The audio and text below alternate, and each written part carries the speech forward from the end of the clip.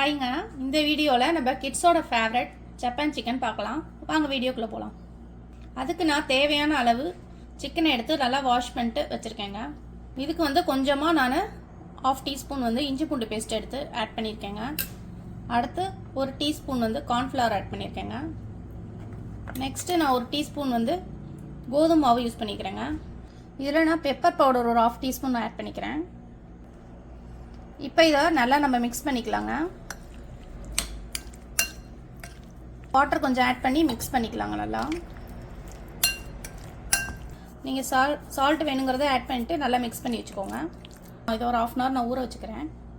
இது இப்போ 1/2 hour ஊறிடுச்சுங்க. நான் எண்ணெய் ஆல்ரெடி காய வச்சிட்டேன். இப்போ வந்து நம்ம எண்ணெயில் போட்டு எடுத்துக்கலாம். இதை நான் மீடியம் ஃப்ளேமில் வச்சு பொரிச்சு எடுத்துக்க போகிறேன். இப்போ நான் எல்லாத்தையும் ஃப்ரை பண்ணி எடுத்துகிட்டு வந்து வச்சுட்டேன். நெக்ஸ்ட்டு வந்து நம்ம பாத்திரத்தை அடுப்பில் வச்சு கொஞ்சம் பட்டர் ஆட் பண்ணிக்கலாம். இது கொஞ்சம் மெல்ட் ஆகட்டும்.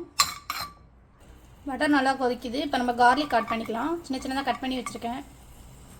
மிளகாய் 2 கட் பண்ணி வச்சுருக்கேன், அதையும் ஆட் பண்ணிக்கலாம். பூண்டு இப்போ நல்லா வதங்கிருச்சு. இப்போ நான் 1 கிளாஸ் பால் எடுத்து வச்சுருக்கேன் இந்த டம்ளரில். இப்போ அதை ஆட் பண்ணிக்குவோம். இப்போ இது வந்து க்ரீமி ஆக்கிறதுக்காக, தண்ணியாக இருக்குது, க்ரீமி ஆக்கிறதுக்காக ஒரு பேஸ்ட் ரெடி பண்ணுவோம். அதுக்கு நான் 10 கேஷ்யூ எடுத்து உடச்சி போட்டு வச்சுருக்கேன். நாட்டு சக்கரை 1 டீஸ்பூன் சேர்த்துருக்கேன். என்கிட்ட நாட்டு சக்கரை தான் இருக்குது, ஸோ நான் அதை எடுத்துருக்கேன். நீங்கள் உங்கள்கிட்ட ஒயிட் சுகர் இருந்தால் நீங்கள் அது 1 டீஸ்பூன் போட்டுக்கோங்க. இதை நான் அரைச்சி எடுத்துகிட்டு வந்து அதில் மிக்ஸ் பண்ணிக்கலாம். இப்போ நம்ம அந்த முந்திரி பேஸ்ட்டை இதில் ஆட் பண்ணிப்போம்.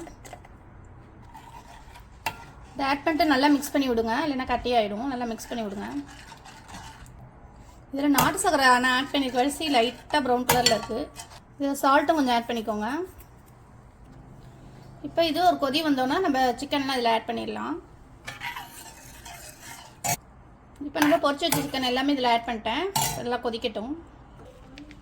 இப்போ இது நல்லா கொதிக்க ஆரம்பிச்சிருச்சு. நல்லா கொஞ்சம் திக்காக ஆரம்பிச்சிடும். இதில் வந்து கடைசியாக உங்கள்கிட்ட ரெட் சில்லி ஃப்ளேக்ஸ் இருந்துச்சுன்னா அது கொஞ்சம் தூவி விட்டுக்கோங்க, நல்லாயிருக்கும். என்கிட்ட இப்போ ரெட் சில்லி ஃப்ளேக்ஸ் இல்லை. நான் வந்து நார்மல் சில்லியை வந்து லைட்டாக வறுத்துட்டு பொடி பண்ணி வச்சுக்கிறேன். அதை ஆட் பண்ணிப்பேன்.